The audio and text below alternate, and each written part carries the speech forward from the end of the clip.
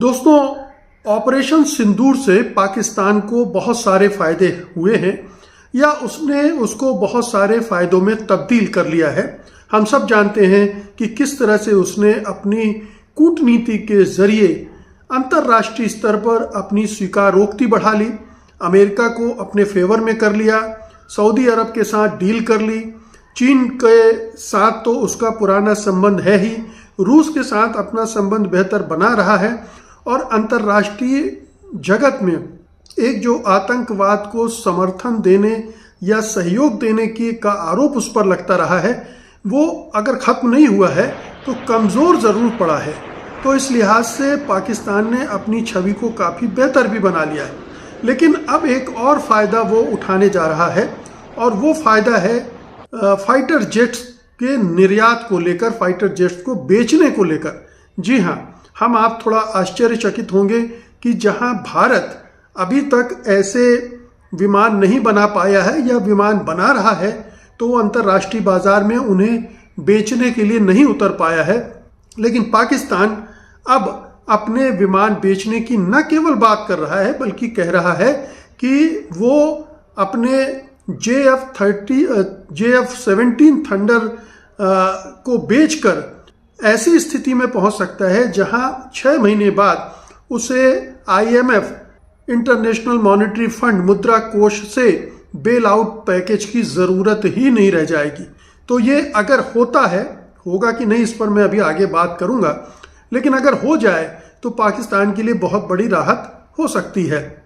अब सवाल उठता है कि पाकिस्तान JF-17 थंडर बना कैसे रहा है। अस्सलाम वालेकुम दोस्तों, JF-17 थंडर ने पाकिस्तान की किस्मत बदल दी है। $4.6 बिलियन से दोस्तों अजरबैजान का बड़ा सौदा शुरू हुआ था, उसके बाद तो लाइन लगी है दोस्तों। बातें नहीं हो रही, MOU भी साइन नहीं हो रही, बल्कि सीधी सीधे डील हो रही है। लीबिया देखें दोस्तों, उसके बाद सूडान देखें, उसके बाद आप देखिए बांग्लादेश आता है, फिर आप देखें सऊदी अरब आता है, तुर्की आ जाता है और दोस्तों अब जो सौदा हुआ है वो मलेशिया के साथ हो गया है। मलेशिया वो वाहिद मुल्क था जो कह रहा था कि तेजाज हमें बेच दो। दोस्तों ये एक तरफ आपको बता दूं कि राफेल भी खरीद रहा है और JF-17 थंडर, ये हमारे लिए सबसे बेहतरीन बात क्या है, क्योंकि ये जो राफेल खरीद रहा है वो राफेल बिल्कुल एडवांस राफेल है। वही राफेल अब भारत ने भी 123 के करीब राफेल खरीदने का मुआहदा किया। यानी हम जब इनके साथ एक्सरसाइज करेंगे JF-17 थंडर और दोस्तों राफेल की, तो हमें राफेल को समझने का बड़ा मौका मिल जाएगा। यानी ये तो एक लॉटरी लग गई है मलेशिया के साथ हमारी डील, इंडोनेशिया के साथ हमारी डील होकर। दोस्तों इसके अलावा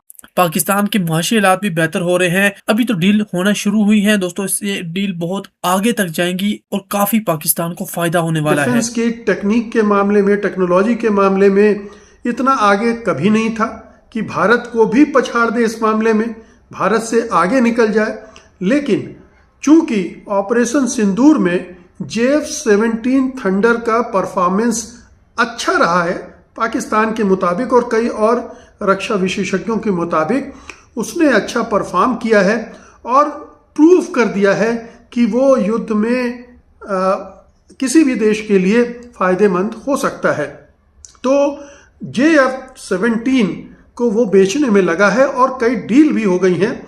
जैसे उसने म्यांमार, नाइजीरिया और अजरबैजान जैसे देशों को उसने JF-17 थंडर निर्यात भी कर चुके हैं और दूसरे देशों से जैसे बांग्लादेश से उसकी बातचीत चल रही है सौदे की, और सऊदी अरब और एक दो और देशों की जिसके बारे में मैं अभी आपको डिटेल में बताऊंगा, उनको भी ये बेचने की बात चल रही है और इससे उसे बड़ी आय होने की उम्मीद है।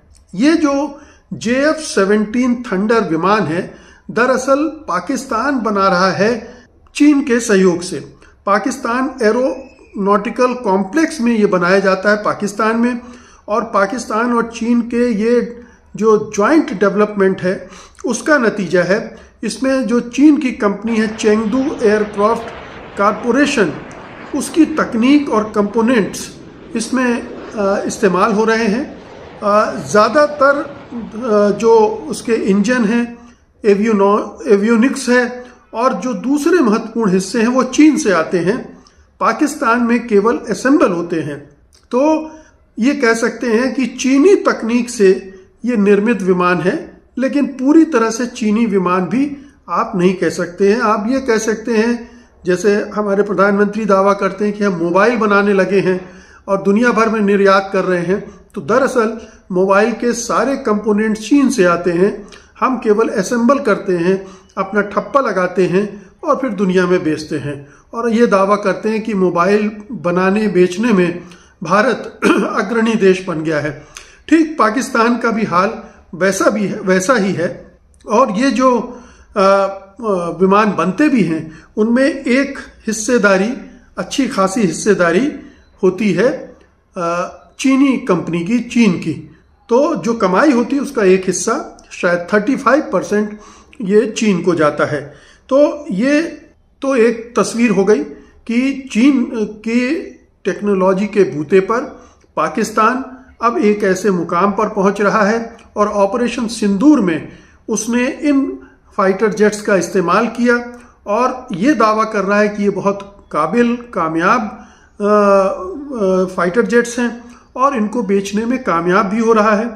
कई देशों को वो निर्यात कर चुका है और कई देशों को करना है जिनसे बातचीत हो रही है। जैसे लीबिया के साथ उसकी बातचीत चल रही है $4 बिलियन के हथियारों के सौदे की, जिसमें JF-17 भी है। इसके अलावा सऊदी अरब के साथ $2 बिलियन के कर्ज को JF-17 के सौदे में बदलने की बात चल रही है, जो कुल $4 बिलियन तक भी पहुंच सकती है। इसी तरह से UAE के साथ, यूनाइटेड अरब अमीरात के साथ भी कर्ज को JF-17 के बदले में, यानी एक डील हो रही है जिसमें हम JF-17 आपको देंगे, आप उसके बदले में हमारा कर्ज माफ कर देंगे, कम कर देंगे। ये एक डील वो लगातार पाकिस्तान इस पर खेल रहा है, और इसी के दम पर वो ये कह रहा है कि हम IMF की जो बेल आउट पैकेज ले रहे हैं उससे हमें राहत मिल सकती है। पाकिस्तान फिलहाल $7 बिलियन के एक्सटेंडेड फंड फैसिलिटी प्रोग्राम में है। ये IMF का 24वां प्रोग्राम है जो 2024 में शुरू हुआ था। डिफॉल्ट से बचने के लिए शुरू किया गया था, और 1980 से पाकिस्तान ने IMF से 20 से ज्यादा बार कर्ज लिया है, मदद ली है। जो कुल बाहरी कर्ज अब पाकिस्तान पर है लगभग $130 बिलियन का है, और जो कुछ कुल पब्लिक डेट है, जो इंटरनल डेट है, वो $300 बिलियन का है। तो ये तो देनदारियां हैं। अब सवाल उठता है कि JF-17 के निर्यात से कितनी कमाई की संभावना है। तो पहले लेते हैं लीबिया के साथ। जैसे मैंने कहा कि $4 बिलियन के हथियारों का सौदा हो रहा है, जिसमें से JF-17 भी शामिल है। उसका हिस्सा कितना होगा ये देखना होगा। सऊदी अरब के साथ $2 अरब की डील हो रही है, वो भी उसका भी जिक्र कर चुका हूँ। सूडान के साथ $1.5 बिलियन का संभावित सौदा JF-17 के साथ हो सकता है हथियारों को लेकर। इसी तरह से बांग्लादेश के साथ JF-17 और ट्रेनर एयरक्राफ्ट पर चर्चा चल रही है, अभी फाइनल नहीं हुई है, लेकिन ये बहुत ही उच्च स्तर पर जा चुकी है। इसके अलावा अजरबैजान से पहले ही डील हो चुकी है। इंडोनेशिया, नाइजीरिया से बातचीत चल रही है। तो कुल मिलाकर 2025-26 में ये माना जा रहा है कि 10 से लेकर $13 बिलियन के डिफेंस एक्सपोर्ट हो सकते हैं, और जिसका मुख्य कंपोनेंट JF-17 ही होगा, और ये पाकिस्तान के इतिहास में रिकॉर्ड होगा।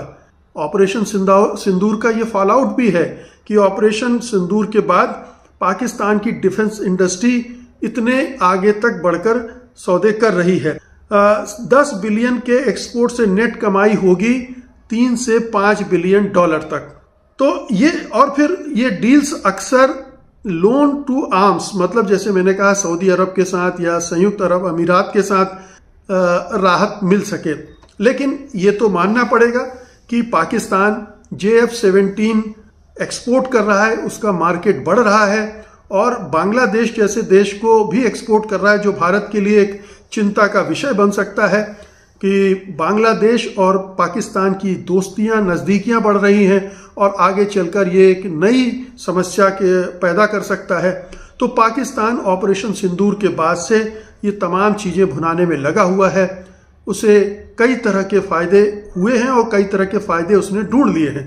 तो ये पाकिस्तान की कूटनीति को शाबाशी तो दी ही जानी चाहिए। और